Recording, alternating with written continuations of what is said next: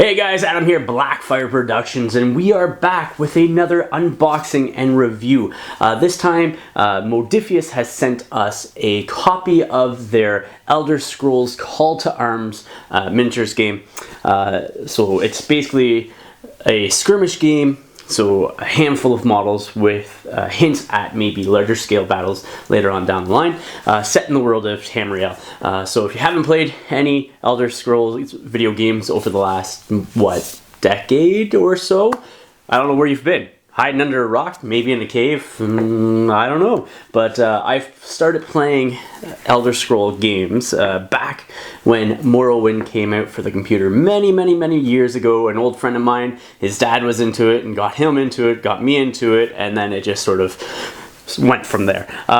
Played Oblivion, obviously played Skyrim, and when it came out on the Switch, because I originally bought it for the PS4, and then when it came out on the Switch, I bought it for my Switch as well, and I've been rocking that for a long while. Well, I can't say a long while, a short while, but I've been back into playing it again. So Modiphius, they sent us a review copy of Call to Arms. I've already opened up the packages and stuff like that to give the rules a little bit of a glaze through and give them a glance, as well as look at like the stat cards and tokens and everything else that's in the box. So what we're going to do is we're going to delve into these boxes and see what's inside. Starting off first, we are going to be looking at the Elder Scrolls Call to Arm Plastic Stormcloak Faction Starter Set. So it has 5 plastic miniatures that come in this box, as well as 5 bases. So the box itself there gives you a bit of flavor text and stuff on the back, as well as the contents of the package, and then it shows off the models and stuff like that. So let's crack into this box. Looking at the sprues and everything else, you obviously get your 30mm bases here. I'm not going to show you what those are. I don't know why I just tossed them, set them aside, as well as instructions for building your models. So you can see those there. And what should be on each sprue there, like so. And the actual sprue itself, and let's take a look. There we go. So let's see if we can see that there. That, I'm not sure. I think that first sprue there is, who is that? That is Yesrald. I'm going to have issues pronouncing that name. And then you have Roloff, the bowman over here, and then 3 Stormcloaks with great swords in the bottom. So that's what it's looking like. It's the hips plastic. The quality looks great. You can see all the textures and everything else on these guys, like the furs and that look awesome. Hold on, let me get the faces of these guys. There, can you see that? Maybe? Yeah, you should be able to. But yeah, so I'm really liking that. I think the first box I'm going to put together, well, this will be the first faction that I put together and paint, the Stormcloaks. I'm looking forward to giving them some like war paint and stuff like that on their faces, and everything else. And so that's gonna be the first faction that I do. But I'm gonna do the delve set, I think, first.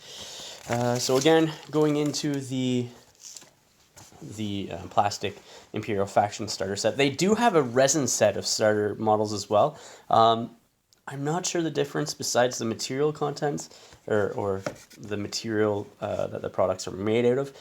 I'm not sure if with the resin you can sort of, if you have extra bits, you can change how these guys are equipped and stuff like that. But I know with these plastics, they basically just come with what you have. So again, you have with the Imperial set, you have your book there, or your pamphlet there, showing you the sprues as well as the directions that you need for putting all these guys in. So like so. And you come with your 5 bases. So both of these boxes for the factions have 5 models in them each. I think without buying upgrades for them, I think it was like 200 and some odd points a piece, a faction. They look to be similarly scaled. So you get your hero up there. Is it Helgen? No, that's not the name. It's the Hadvar, Hero of Helgen. That's it. So yeah, you get both those. And you get the mage. The mage is going to be fun, yeah, with the flames in his hands and doing the source lighting that. So, and then obviously got your guys there as well. So yeah, that's what those sprues look like. So in total, it's only like 18 models to paint up, so it's not bad. And like going into the plastic Bleak Falls Barrow delve set, a lot of these guys are going to be super easy to paint. Like I already, for the Draugr and the skeletons, I already have an idea as to how I'm going to do it. Instead of doing like the brown, dead fleshy sort of look here, I'm going to do like a grayish purple dead fleshy look, and then obviously the blue eyes and the skeletons. It's literally just going to be the Skeleton Horde contrast paint, and then some highlights. Maybe dirty it up a little bit with something, I'm not sure. And then the bases, I have an idea for my bases. I'm going to do like a sort of not full winter with snow everywhere, but sort of like, you know, fall with a heavy snowfall over top of it. So you're going to still see some plants and stuff like that. But yeah, so I'm going to do sort of like a bluish gray based on the basis of most of these guys too, just to give them that Skyrim feel. At least that's what I'm trying to go for. I went in and I was Googling some of the Skyrim scenes and stuff like that, and locations, and so I'm going to try to recreate that, obviously. So there you go with the delve, the plastic Bleak Falls Barrow delve set. 8 models. You have 3 Draugr, 3 skeletons with bow, and the Draugr have greatsword, and then you have the Overlord as well as a Dragonborn.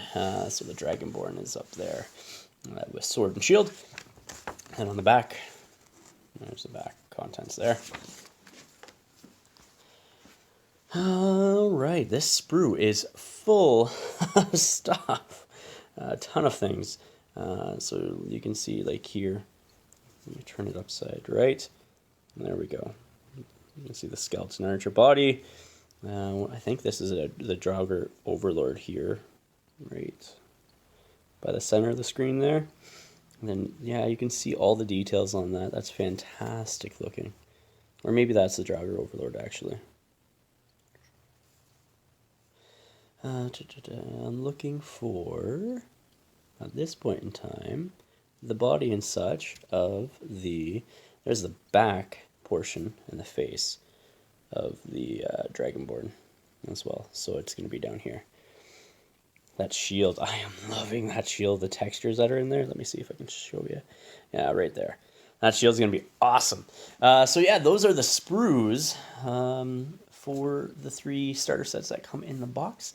I'm going to start building these up very, very soon. I know with everything that's happening in the world that it's going to be hard to get a game in with a friend, but don't worry, because Modiphius has you looked after with that. So let's get into the actual core rules next.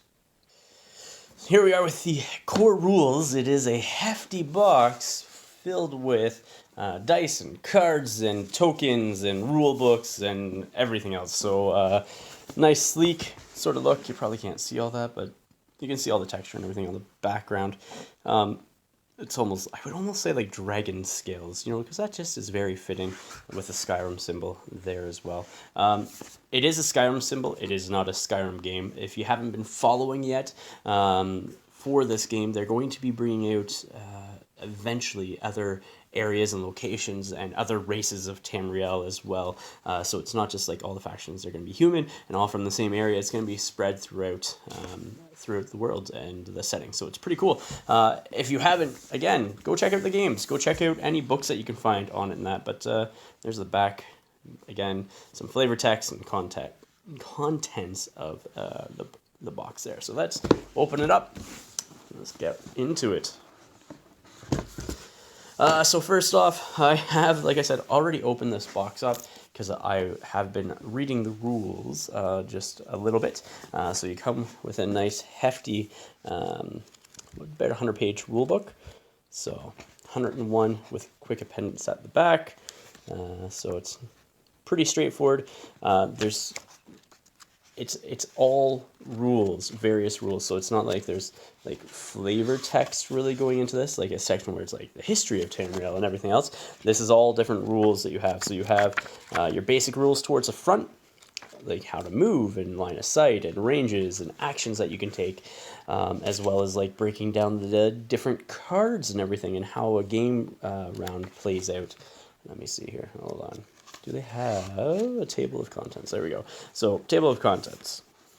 I guess at the front of the book, instead of flipping through it, I should have just done that from the beginning. So it starts off with introduction, then you got your prepare for battles, how to do skill tests, summary of skills, line of sight, elevated terrain, and then you have the game round, and how that's broken down, and the actions you can take, and then the different types of damages, and how armor happens, and then you have the event phase. So those are all the event phase is part of the main round, and then you have it goes over morale, status effects, spells, dragon shouts, terrain, adversaries. Yes, adversaries. So like even when you're playing against your opponent, it might not just be your opponent. You could have other unknown monsters stumble into the game, which is pretty cool.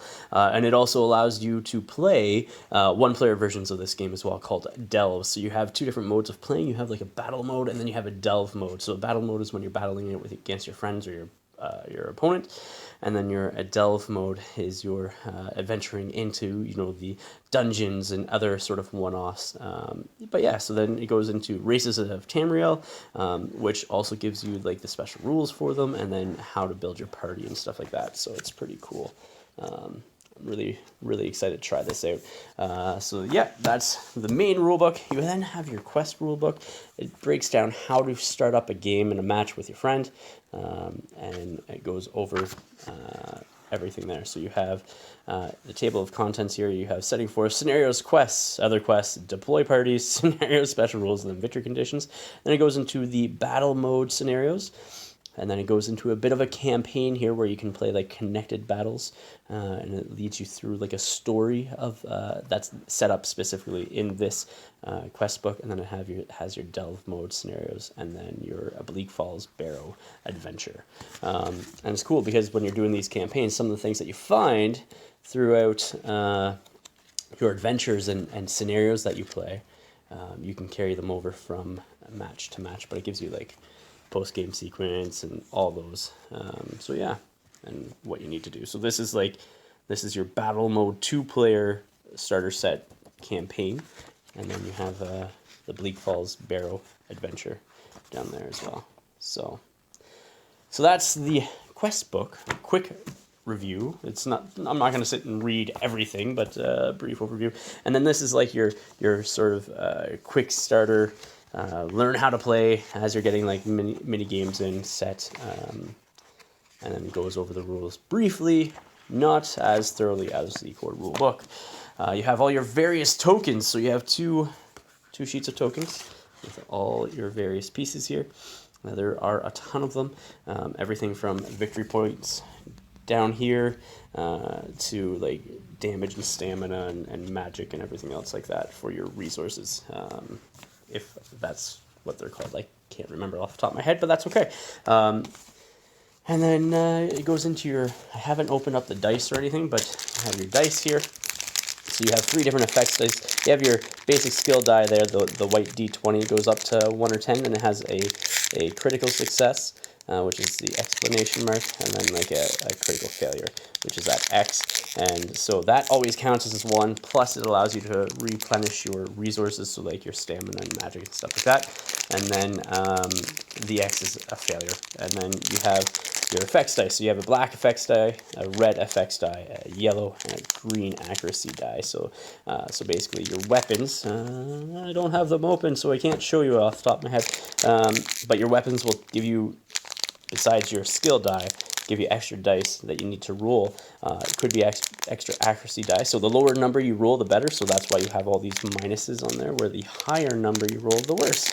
And then these will be like counted up as damage. Those like asterisk symbols there. So it's pretty cool. And then all of these symbols will also have effects based off the weapons. So like you can see like the helmet of the Dragonborn helmet there, as well as the, like, I believe that's the Oblivion symbol, if I can remember off the top of my head, and like a cross sword. But they all do things which are on your if I can get it here, your cards. So you can see here, unarmed attack. So strength 1 to 5, you roll a yellow die, and then 6+ it's going to be red. I don't have anything else in there, but they give you a ton of cards to go through. Event cards that you'll be using throughout the scenario, so like things could change, like whether it's weather or other things along those lines. And then obviously you got more stuff here. So like this one is webs for an event. So choose one standing player model, yours or an opponent. Next time that model is activated, it must pass a strength attribute test or be unable to move. So that's pretty sweet, or pretty interesting. I wouldn't want that, but yeah. These are your faction cards, and it gives you some information on the faction cards. And then you go into your adversary cards. That's what these are. So looking at those, here it is here. So let's say the skeleton archer here, range. If you're shooting his bow, I don't know if you can see that, shooting his bow there. You have damage at up to 8 inches is a green, accuracy +2 yellow, then 16. Up to 16, from 8 to 16 inches is 2 yellow dice. And then it has, when you have the Dragonborn's helmet, you get piercing 1. And then melee, it gives them melee attack, which damage is yellow. And then on the Dragonborn helmet, you get to add a green die. And then you have your various attributes over here. And so basically what you're trying to do is on that white die, you're trying to get lower than the attribute. So like with this skeleton, when he's shooting his bow here, you can see that it's an agility test. So you roll on that white die and trying to get below 3 to actually successfully hit. And then obviously anything like the green effect die and the yellow effect die could also affect that roll or add extra damage, stuff along those lines. And there are times where you may hit somebody and not damage them. That is quite a possibility in this game. But yeah, so you have strength, agility, endurance, intelligence, and wisdom as stats, and then it tells you what skills you have there. So that's light armor, if I can remember, one-handed weapons, and then obviously ranged weapons. Symbol down here is lets you know it's an adversary, and then the cost here is in the gold coins. That is its size, and then the damage that it can take, if I can remember off the top of my head. So a Draugr, again, same stats, laid out across there, cost, and then damage and everything else. It gives you the race and the path, so there's 3 different paths. 4 people, there's like, I think it's like, is it Sorceress, Mage, Shadow, and then Might, I think is what it is. So, and then for adversaries, they have like different styles of activation, so like aggressive and what is the other one? Is there like a sneak one, I think? Let me see. Yeah, cautious. There we go. So the skeleton, it's cautious there, aggressive, and then yeah. But yeah, so you got basically in here you have things for the skeletons and everything else, but also the Stormcloaks and the Imperials can also be adversaries as well, so it's pretty cool. But yeah, so that is that, and then your actual main cards for your hero cards. These are for the named heroes, so you're going to be using these cards for your like basic troops as well when you put them into your team and your roster, but these are your hero cards. So these goes into a little bit more detail. So Hadvar, Hero of Helgen, you have your 2 quick slots for gear that you can add on, 2 hand slots, and then 1 body slot. Your stats are all over there. They're obviously a little bit better. These are the factions that they can serve. So like you can see that you have a Stormcloak faction on Yazerald, and then you on the Dragonborn you have the Adventurer faction plus 2 others. So whatever the gold one is, or the front one that is big, the biggest, it's the main faction that they're a part of. But then they can, if they have smaller ones here, they can ally into those factions as well. Yeah, so size, you got your Magicka skill and your stamina resources. So those, as you take damage, you're putting some of the damage tokens on there. Same with the stamina and the magic. As you use it, you put the tokens on there. Obviously, their skills, any special abilities, stuff like that are all located on those cards. But the cool thing is also is as you're scoring victory points throughout your matches, they also get better. So you flip the cards over, and then all of a sudden they have increased stats. So let's look at his tributes there. On the front side, you got 4, 4, 4, 3, 4, and then the back side, they're 4, 4, 5, 3, 5. So yeah, so they get better, and do they gain extra skills? I don't think they get extra skills, but they do. He does get an extra perk, which are sort of like feats if you play like D&D and stuff like that, so extra bonuses.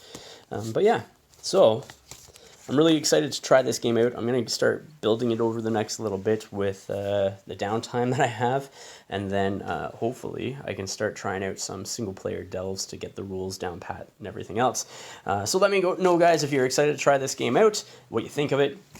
I think the game comes out the end of April, off the top of my head. It's great that they give you little things like this. But yeah, so stay tuned for future content for some Elder Scrolls Call to Arms videos. So I'm definitely going to be doing some battle reports, stuff like that. We'll start with delves, and then once this whole situation that's happening around the world sort of goes away, I'll be able to get into full-size games with this starter with some friends and that. Anyhow, guys, thank you for watching. Please remember to like, share, and subscribe. Until next time, ignite your hobby.